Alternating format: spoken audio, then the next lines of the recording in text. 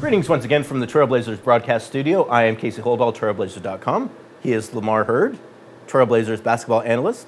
And today we're going to be talking about the Trailblazers' victory in overtime in Golden State, one of the great victories on the road for the Blazers of the past couple of seasons. The last regular season game at Oracle Arena for the Trailblazers. That's right, too. Last regular season one, and this one went out with the bang, had all the fireworks, so let's get right into it. 102-106, Blazers down 4 in overtime. Still got a lot of time. And there's a lot of stuff I like about this play, so let's rewind this play. And then on Chief's catch, we're going to freeze it. So Dame's going to toss it to Chief, and we're going to freeze. Now Mo has the smaller Steph Curry guarding him. That's going to prompt Kevin Durant on the other side of the paint to help in.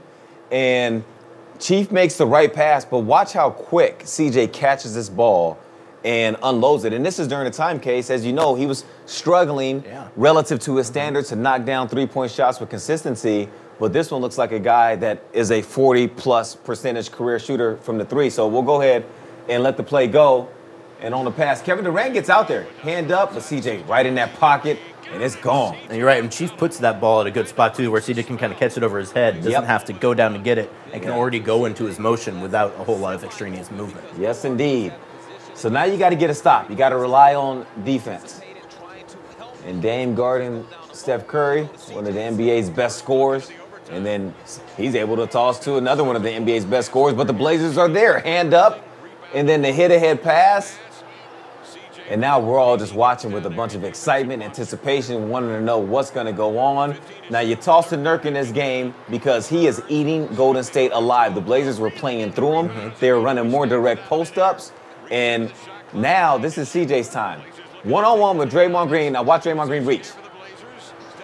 Let's rewind that just so we take one more look at it. Because that reach that gets you off balance. See, the thing, as we'll freeze it for a second. The thing about reaching's not bad. You can reach, but you don't want to reach and be off balance. So as soon as you lunge and you're in a place where if that offensive player makes a move, you now got to recalibrate, readjust, and get back. Against a guy as good as CJ, CJ's one of those guys, too, where he gets you off. That's what he does, is getting you off your center. I mean, his herky-jerky is between the legs. A lot of times, I think people maybe see it and like, what's he doing out there? Why is he pounding the ball? It's like he's just waiting for you to land. Exactly. He's just trying to get you to move one way, just a half hair further than you want to go, and then he's going the other direction. Yep. So we'll go ahead and roll it, and we'll see exactly him do that to Draymond Green, reach. And that little gather step, too, to get himself in his motion while he's getting his feet set, knowing I need to get square, I need to get my elbows in and get up. Well, it's funny you say that, Case, because that's a spot-on observation, because during this time, CJ was talking a lot about his footwork going into his shot. He was looking at hopping into it, stepping 1-2, and trying to figure out, what are some ways to break out of the shooting slump that he was in at that time. Now, Draymond Green hadn't made a shot all game long. That's exactly what I was going to say. He hadn't made a shot. Now, you wouldn't know by his reaction afterwards. It's always the same, but he hadn't made a shot all game long, so the Blazers forced him to make that one, and you have to respond.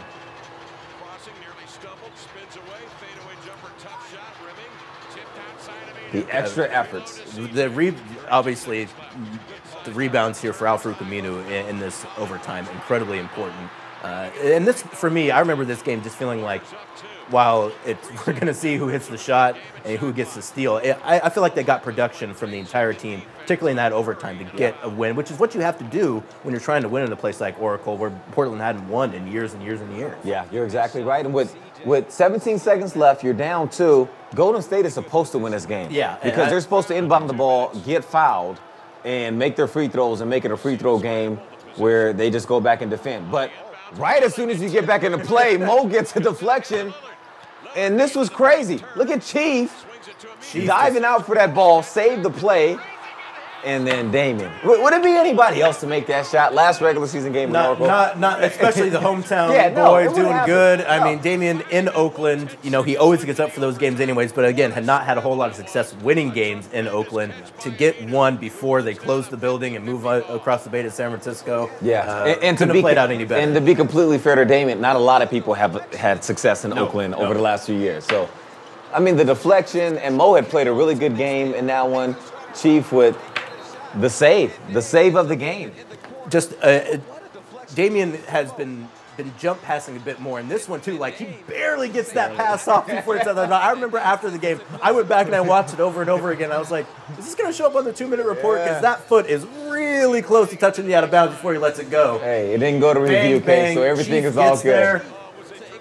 And again, too, I feel like we really need to talk about Mo. And you see Wade Baldwin there ringing it up before while it's on the way, and the kid in the whole thing. That's the best part about it, is watching everybody else, all the other pieces in the video, other than the guy who made the shot. And by the way, Dame should have been at the free throw line after that shot. That's true. He got pushed. You got to let the shooter land, but it's okay. Got the win, and that's enough. Yeah, Blazers got the win, and a really, again, just a great win for their team. I feel like at a time in the season too where they really needed it. It's always great to get wins against the best teams in the NBA. Yeah. But I feel like this one in particular really kind of gave the Blazers some confidence going into a decent schedule in December and in January. Yep.